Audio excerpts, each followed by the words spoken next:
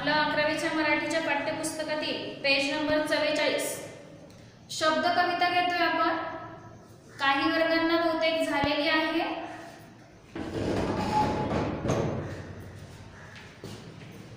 शब्द कविता यशवंत मनोहर यांची ही कविता आहे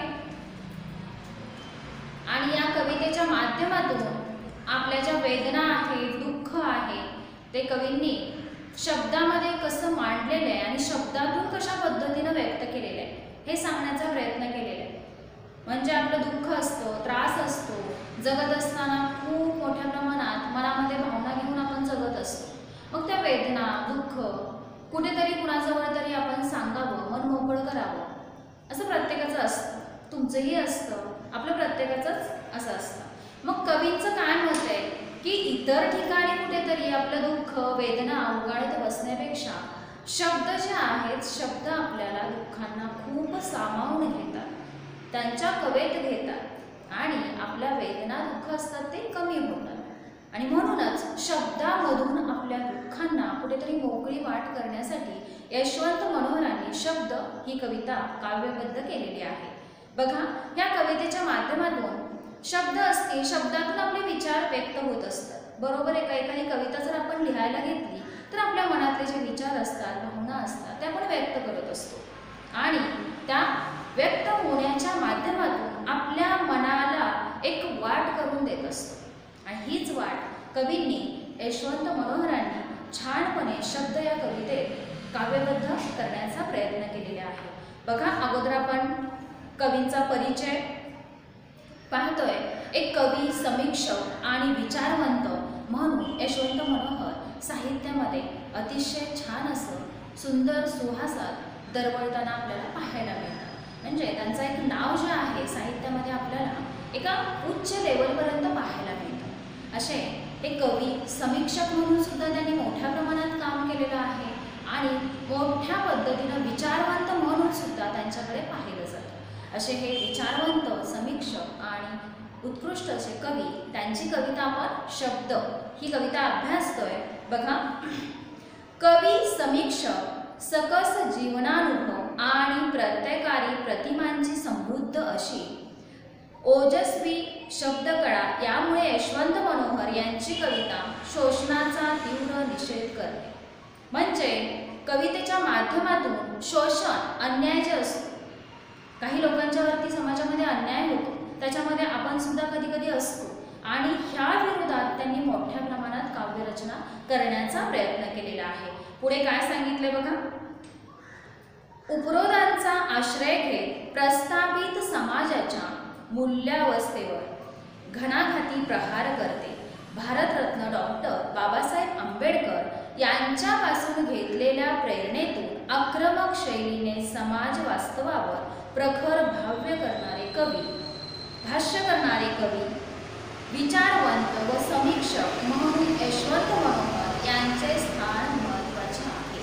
बघा, त्यांनी एक आदर्श डॉक्टर बाबासाहेब आंबेडकर ह्या व्यक्तीसुद्धा आपल्याला खूप जवळच्या परिचयाच्या आहेत। त्यांचं कर्तृत्व, नेतृत्व आणि सामाजिक कार्य आपल्याला फार मोठ्या प्रमाणात माहिती आहे आणि त्यांचाच आदर्श घेत समाजामध्ये जे अन्यायकारक गोष्टी आहेत, अन्यायाविरुद्ध त्यांनी आपल्या साहित्याच्या माध्यमातून वाचा फोडण्याचं काम केलेलं आहे आणि त्यासाठी त्यांनी डॉक्टर बाबासाहेब आंबेडकरांचा अतिशय मोठ्या प्रमाणात आदर्श उचललेला आहे। प्रत्येकाच्या समोर कुणी ना कुणी चांगला आदर्श असेल तरच तो व्यक्ती घडण्यासाठी, एक चांगलं व्यक्तिमत्व बनवण्यासाठी कारणीभूत ठरतो। त्यासाठी मित्रांनो, आपल्यासुद्धा समोर एखादा चांगला असा आदर्श डोळ्यासमोर नेहमी असणं फार गरजेचं असतं।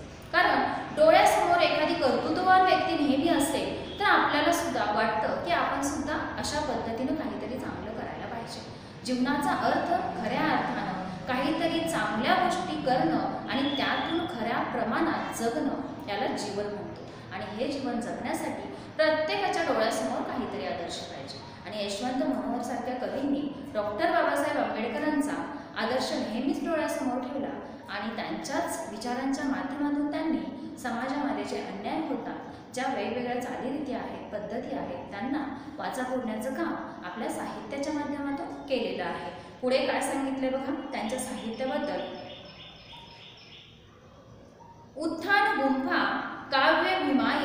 मूर्तिभंजन, जीवनायन, प्रतीक्षायन, अग्नीचा आदिबंध, स्वप्नसंहिता, युगमुद्रा, बाबासाहेब इत्यादी कविता संग्रह त्यांचे प्रसिद्ध आहेत आणि खूप छान कविता संग्रह आहेत, हे वाचण्यासारखे आहेत. त्यातून काहीतरी विचारशैली आपल्याला समजल्याशिवाय राहत नाही बाळा. आणि समाजाबरोबर चालण्यासाठी समाजामध्ये ज्या पद्धती आहेत त्यांचा एक विचार त्यांच्या कवितेमधून पाहायला मिळतो. तसेच बघा, दलित जीवनमूल्य आणि वाङ्मयीन मूल्ये इत्यादी समीक्षात्मक पुस्तके, रमाई, मी यशोधरा इत्यादी कादंबऱ्या त्यांच्या प्रकाशित आहेत. स्वप्नसंहिता या कविता संग्रहाला महाराष्ट्र शासनाचा पुरस्कार मिळालेला आहे. कोणत्या? तर स्वप्नसंहिता या कविता संग्रहाला महाराष्ट्र शासनाचा पुरस्कार मिळालेला आहे. बाळांनो, तुम्हाला काही जणांना स्पर्धा परीक्षेच्या माध्यमातून जर वाटचाल करायची असेल तर या छोट्या छोट्या गोष्टी फार महत्त्वाच्या असतात. तुम्हाला स्पर्धा परीक्षा, MPSC, UPSC ह्या ज्या परीक्षा आहेत त्याच्यामध्ये मराठी विषयाला हे फार महत्त्वाचं असतं. म्हणून जाता जाता आपल्या अभ्यासक्रमामध्ये अशा गोष्टी ज्या येतात त्या कुठेतरी नोट करता आल्या पाहिजेत, आपल्या नोट करून ठेवल्या पाहिजेत. मराठवाडा साहित्य परिषदेचा कवी कुसुमाग्रज पुरस्कार इत्यादी अनेक पुरस्कारांनी त्यांना सन्मानित केलेलं आहे. म्हणजे पुरस्कार कोणते आहेत, त्यांचे काव्यसंग्रह कोणते आहेत, ह्या गोष्टी बऱ्यापैकी लेखक, कवी यांच्या आपल्याला माहीत असाव्यात. म्हणजे याचा वापर आपल्याला अशा एक्झाममध्ये, परीक्षांमध्ये करता येतो. बघा, त्यांच्या कवितेचा परिचय करून देताना काय म्हटलंय, कवीला भोवतालच्या जगात विषमतांचे जाळे आढळते.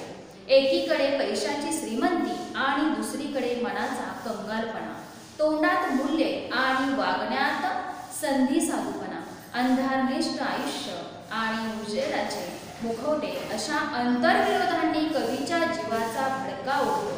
या प्रश्नांच्या गर्दीत जगण्याचा आधार मिळवण्यासाठी कवी शब्दांचा आधार घेतात.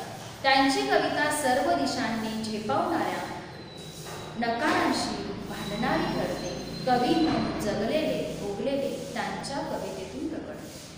बघा, एक कवी असतो किंवा साहित्यिक असतो, त्यांच्या जीवनामध्ये जे अनुभव आलेले असतात कुठेतरी त्यांच्या साहित्यातून उतरताना दिसतात. यशवंत मनोहरांचं सुद्धा तसंच आहे. त्यांनी समाजामध्ये भरपूर काही गोष्टी अनुभवलेल्या आहेत आणि ते व्यक्त करताना काय म्हणतात की एकीकडे जग, समाज, आपली माणुसकी जी आहे कुठेतरी हरवत चालली आणि माणसं फक्त पैशाने श्रीमंत होत आहेत आणि जी नीतिमूल्य आहेत, जे आपण अभ्यासतो त्याचा वापर फक्त दिखाऊपणासाठी आहे, फक्त बोलण्यासाठी आहे. खऱ्या अर्थाने जगत असताना प्रत्येक व्यक्ती आज संधी साधूपणा करतोय. म्हणजेच काय, तर आपला स्वार्थ बघतो आणि आपल्या स्वार्थासाठी पुढे आपण काय करतो, कसं वागतो याचा विचार मात्र आज माणसाच्या मनात जरा सुद्धा येत नाही. आणि याचं कुठेतरी थोडंसं वाईट दुःख कवींना होतंय आणि ते दुःख त्यांनी आपल्या कवितेच्या माध्यमातून व्यक्त केलं. कवी म्हणतात की आपले वेदना, दुःख जे आहेत ते ऐकायला सुद्धा कोणाला वेळ नाहीये, कारण प्रत्येक जण स्वार्थाने बरबटलेला आहे आणि स्वार्थाने बरबटलेला माणूस माणुसकी तर कधीच हरवून बसलेला आहे. त्याच्याकडे आपले दुःख ऐकायला सुद्धा वेळ नाही, कारण त्याला खूप मोठं व्हायचं आहे फक्त पैशाने. आणि पैशाने मोठा होणारा माणूस खऱ्या अर्थाने समाजामध्ये फक्त संधी साधूपणा करतो, म्हणजेच फक्त आपला स्वार्थ साधतो. हे व्यक्त करत असताना दुःखांना मात्र मला कुणी जवळ नाही केलं, कुणाजवळ जरी व्यक्त नाही करता आलं तरी सुद्धा मला माझ्या शब्दातून हे दुःख व्यक्त करता येतं. हे सांगत असताना कवी काय म्हणताय सुरुवातीला बघा, आकांताने हाका घातल्या माझ्या, तेव्हा तेव्हा शब्दच नव्हता. बघा कवितेच्या ओळी कशा लिहिलेल्या आहेत.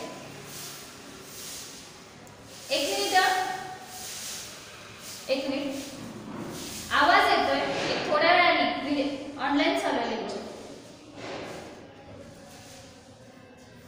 बघा कवितेच्या ओळी, आकांताने हाका घातल्या माझ्या, तेव्हा तेव्हा शब्दच धावून आले. माझ्या निरुत्तर निखाऱ्यांना माऊलीने घ्यावे तसे पोटाशी घेतले. बघा या ओळीचा अर्थ आणि शब्दाशब्दातून बाहेर पडणारा, मनाला स्पर्श करून जाणारा अर्थ किती मोठा आहे. काय सांगितले, आकांत म्हणजे आक्रोश, आक्रोश, मनाचा आक्रोश. कवींना फार मोठ्या प्रमाणात दुःख झाले. समाजामध्ये डोकावताना त्यांना अतिशय भयंकर परिस्थिती दिसते आणि हे दुःख जे आहे ते कुणालाही माझं दुःख माझा आवाज कुणालाही पोचत नाही, कुणापर्यंत पोचत नाही। तेव्हा कवी काय म्हणतात, आकांताने हाका घातल्या माझ्या तेव्हा तेव्हा शब्दच घालून आले।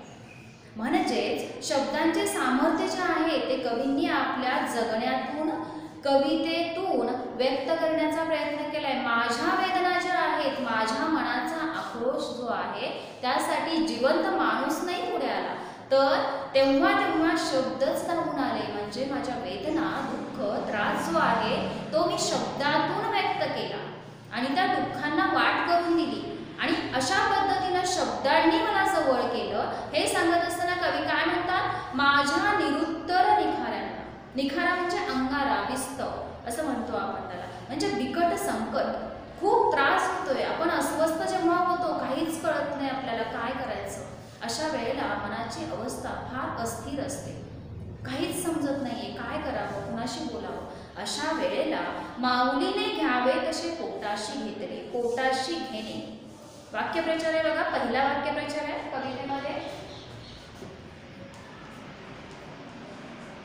पोटाशी घेणे म्हणजे काय, तर मायेने जवळ घेणे।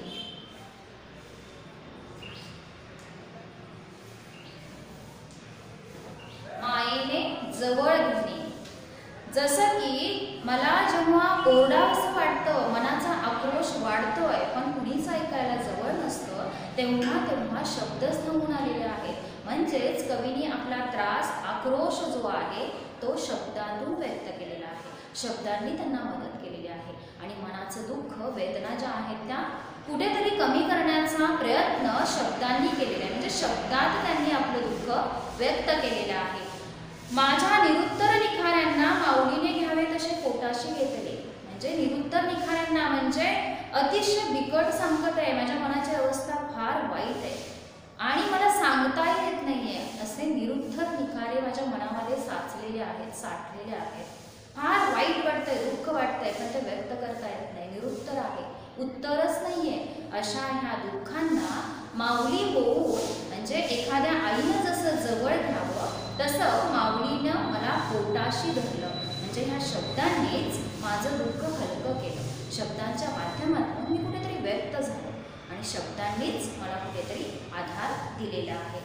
बघा पुढच्या ओळी काय सांगतात कवी, डोळ्यापुढे अंधारून आले तेव्हा शब्दांच्याच उजेडाने हात दिला, एखादी आठवण आग घेऊन धावली तेव्हाही शब्दांनीच हल्ला झेलला। किती मोठे विचार आहेत आणि वेदना आहेत आपल्याला शब्दातून व्यक्त करता येतात का पहा। काय म्हणतात, डोळ्यापुढे अंधारून आले तेव्हा, अंधारून येणे, पुढचा मार्ग न दिसणे, अंधारून येणे म्हणजे काळोख होणे नव्हे, वाक्यप्रचार आहे, अंधारून येणे। कवींना काय सांगायचं तर पुढचा मार्गच कळत नाहीये, दिसत नाहीये, पुढचा मार्ग न दिसणे, म्हणजे कवींना काय सांगायचंय की जेव्हा मला अंधारून आलं, डोळ्याला काहीच दिसत नाही, म्हणजे पुढचा मार्गच काही कळत नाहीये, आता काय करावं, जगायचं कसं, जीवनाचा अर्थशून्य जो अर्थ आहे तो लागतच नाहीये। अर्थशून्य का म्हणते मी, कारण जगायचं कसं, शून्य वाटतं, पुढे सगळा एवढा मोठा शून्य आहे की जगणं सगळं शून्य झालंय, कारण या जगण्याला काहीच अर्थ नाही। डोळ्यापुढे अंधारून आले तेव्हा शब्दांच्याच उजेडाने हात दिला, शब्दच प्रकाश घेऊन आले, म्हणजे शब्दांनीच माझ्या डोळ्यासमोरचा मार्ग जो आहे तो मोकळा केला, शब्दांनी तो अंधार आपल्या कवेत घेतला, सामावून घेतला आपल्यामध्ये आणि माझा जगण्याचा मार्ग जो आहे तो अतिशय सुंदरपणे मोकळा केला। अशा पद्धतीनं तिथेही मला जेव्हा पुढे मार्गच दिसत नव्हता, काय करायचं हे कळतच नव्हतं, तेव्हा तिथे सुद्धा मला शब्दांनीच मदत केली आणि शब्दांच्या माध्यमातून अंधार नाहीसा झाला, म्हणजेच पुढे मार्गच दिसत नव्हता तेव्हा तो मार्ग शब्दांनीच मला मोकळा करून दिला। पुढे म्हणताना ते काय सांगतात, एखादी आठवण आग घेऊन धावली, आठवण आग घेऊन धावली म्हणजे भयंकर, खूप त्रास होतोय त्या आठवणीचा, असा उद्रेक होतोय की त्याने मला भाजल्यासारखं होतंय, चटके बसतायत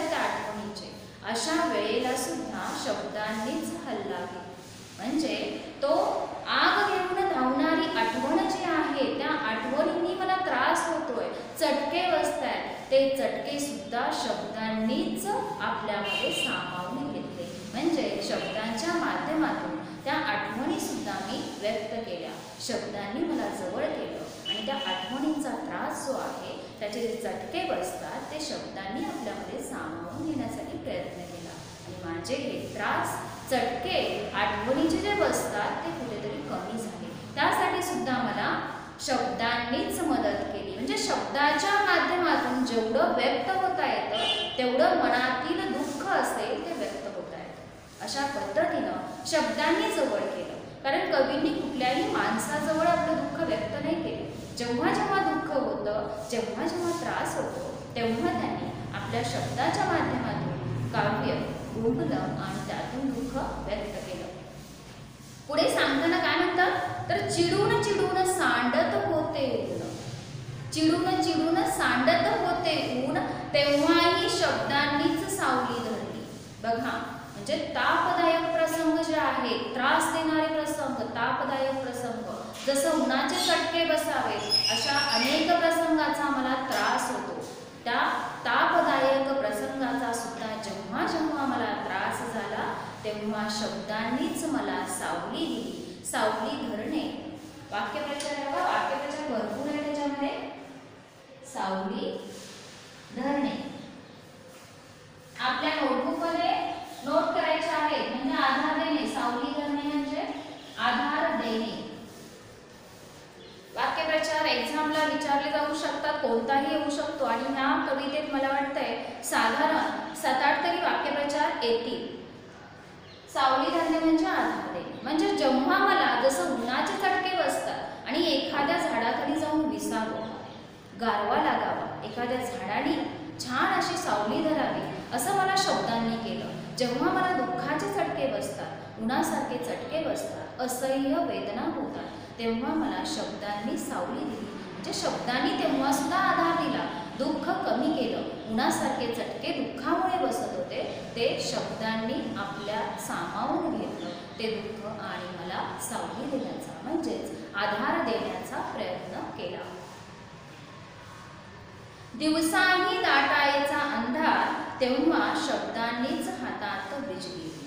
बघा, दिवसाही दाटायचा अंधार म्हणजे दिवसा उजेडी सुद्धा मला अंधार असल्यासारखं वाटायचं. म्हणजे मला जीवनाचा मार्ग सापडत नव्हता. आयुष्यात अर्थच नाहीये, काय करावं आणि काय नको हे कळतच नव्हतं. अशा वेळेला काय केले शब्दांनी, तर बिजली दिली हातात माझ्या, म्हणजेच वीज.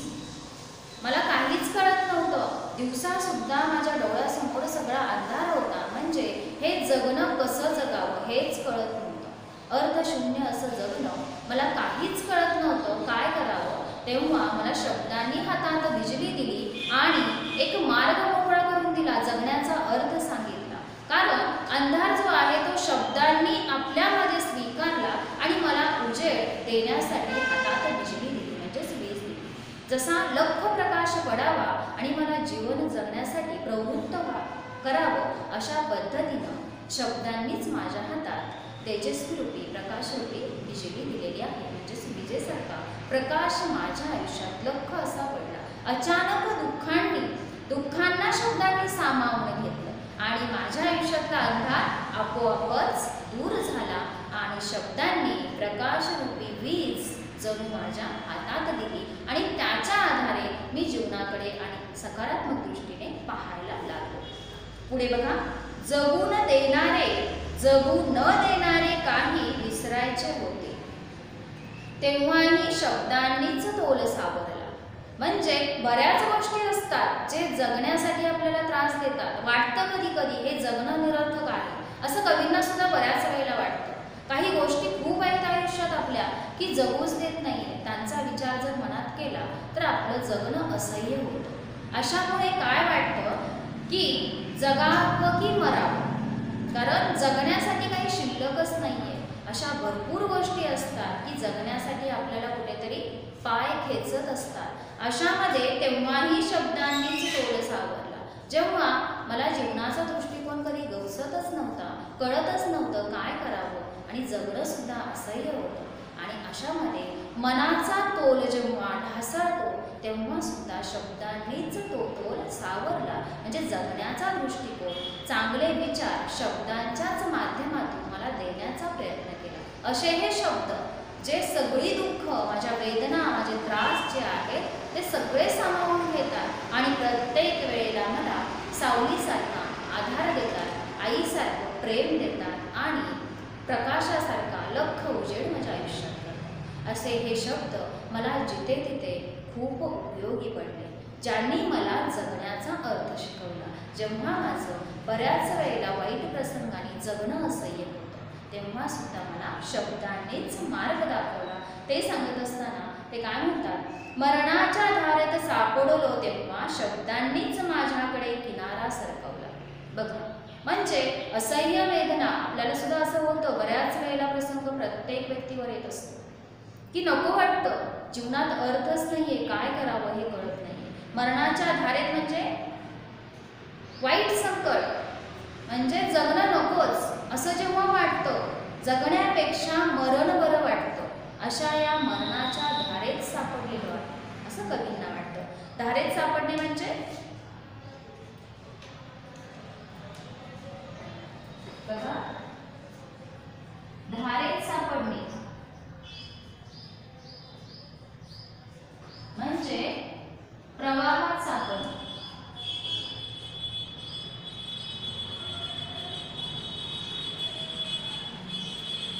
कवी काय म्हणतात तर मरणाच्या धारेत सापडलो तेव्हा शब्दांनीच माझ्याकडे किनारा सरकवला. म्हणजे जेव्हा मला असं वाटलं की जगण्यापेक्षा मरण बरं, कारण ह्या मरण यातना सहन करत करत जगणं असह्य आहे, अशा पद्धतीनं या प्रवाहात मी जेव्हा वाहत गेलो, जीवनच नको असं जेव्हा मला वाटलं तेव्हा शब्दांनीच माझ्याकडे किनारा सरकवला. म्हणजे जीवनाचा जगण्याचा अर्थ जो आहे तो फार मोठा गवसला तो शब्दांनी दिला.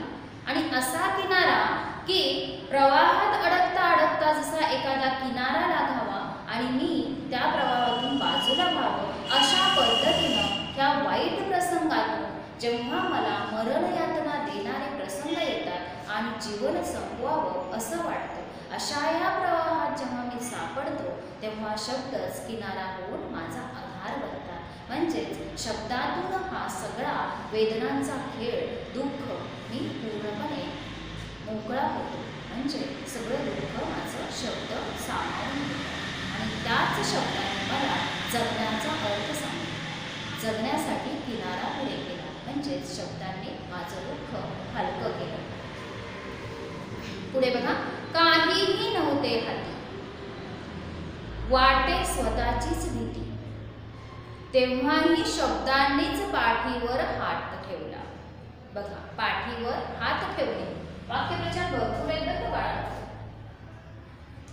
पाठीवर हात ठेवणे म्हणजे काय, पाठिंबा देणे, आधार देणे. मी आहे. आपल्या जेव्हा पाठीवरती एखाद्याचा हात असतो, हा आहे मी, तेव्हा आपल्याला खूप छान वाटतं, बरं वाटतं. एखाद्या कुठल्याही मोठ्या प्रसंगाला सुद्धा आपण सहज बोलतो. तसं ह्या कवींना, यशवंत मनोहरांना शब्दांनीच आधार दिलाय, पाठिंबा दिलाय, मी आहे, काळजी करू नकोस असं सांगताना कवी काय म्हणतात, काहीही नव्हते हाती, वाटे स्वतःचीच भीती, तेव्हाही शब्दांनीच पाठीवर हात ठेवला. म्हणजे मी कफल्लक होतो, रिकामा होतो, फाटका होतो, दारिद्र्यात हितपत पडत होतो, माझ्याकडे काहीच नव्हतं, जगण्यासाठी काहीही नव्हतं, सगळं जगणं अर्थशून्य होतं, जगण्याला अर्थ नव्हता, पूर्णपणे रिकामा होतो, कफल्लक होतो, दारिद्र्यात हितपत पडलो होतो. अशा पद्धतीनं मला खूप भीती वाटायची जगण्याची, कारण मला कुणीही नव्हतं, जवळचं असं कुणीही नव्हतं, मग मला जगण्याचीच भीती वाटू लागली असं यशवंत मनोहर जेव्हा म्हणतात तेव्हा ते परत काय सांगतात की तेव्हाही शब्दांनीच पाठीवर हात ठेवला, मी आहे ना असं शब्दांनीच जणू मला समजावून घेतलं. म्हणजे भीती सुद्धा मला शब्दांच्या माध्यमातून व्यक्त करता आली असं मनोहरांचं मत आहे. वाटणारी भीती जगत असताना जी भीती वाटते ती सुद्धा मला शब्दातून व्यक्त करता आली. आणि शब्दच म्हटले की मी आहे, पाठिंबा माझा पूर्ण आहे असं शब्दांनीच माझ्या पाठीवर हात ठेवून असं म्हटलं की शब्दांनीच मला जगणं परत एकदा काय आहे ते शिकवलं. कधी वाऱ्याने टाळले, कधी निवाऱ्यांनी टाळले. म्हणजे वारा सुद्धा मला टाळत होता, कधी आश्रय सुद्धा मिळाला नाही. आश्रय द्यायला सुद्धा प्रत्येकाने टाळलं. म्हणजे आश्रय सुद्धा मिळाला नाही. निवाऱ्याने टाळले म्हणजे आश्रयच मिळाला नाही. कुणीही मला कधीही जवळ केलं नाही. अशा पद्धतीनं मला स्थिर असं जीवन जगताच आलं नाही. वाऱ्यांनी सुद्धा मला झुगारून टाकलं, टाळून गेले वारं सुद्धा. आणि कधी निवाऱ्यांनी सुद्धा टाळलं. म्हणजे निवारा सुद्धा मला मिळाला नाही आहे, कुणाचा आश्रय सुद्धा मिळाला नाही आहे, कुणाचा आधार सुद्धा मिळाला नाही. पण तेव्हाही शब्दांनीच उरात आश्रय दिला. म्हणजे शब्दांनीच मनामध्ये मला कुठेतरी जागा दिली. शब्दांनी मला सामावून घेतलं. मला कुणीच नव्हतं, कुणाचाही आधार नव्हता, पण शब्दांनी मात्र नेहमी सोबत केली. त्यांनी त्याच्या मनात जागा दिली आणि शब्दाच्या माध्यमातून मला एक सोबती मिळाला. कारण शब्दच माझे दुःख हलके करत होते, वेदना हलके करत होते, मला जगण्याचा मार्ग दाखवत होते. खूप उन्हासारखा त्रास होतो, उन्हाचे चटके लागावे तसा उन्हाचा त्रास होतो, त्या पद्धतीनं मला जगण्याचा त्रास होतो. तेव्हा सुद्धा शब्दांनीच छान अशी गार सावली दिली, शब्दांनीच आधार दिला.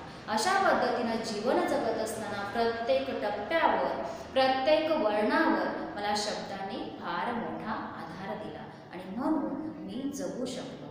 आणि ह्या मोठ्या अशा जगामध्ये कुठेतरी माझा टिकाव लागला. पण या सगळ्याचं सामर्थ्य शब्दामध्ये आहे असं कवी मनोहर सांगतात. मी भिकारी, मी शब्दांना काय देऊ.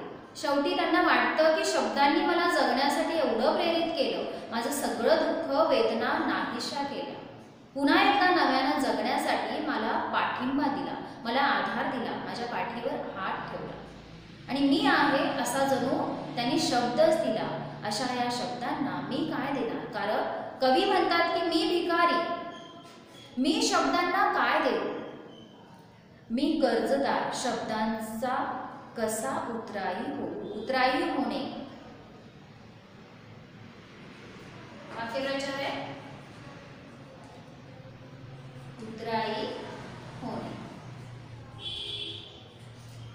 उपकार फेडणे. म्हणजे कवी म्हणतात की शब्दांनी माझ्यावरती एवढे उपकार केलेत की शब्दांचे हे उपकार मी कसे फेडावे.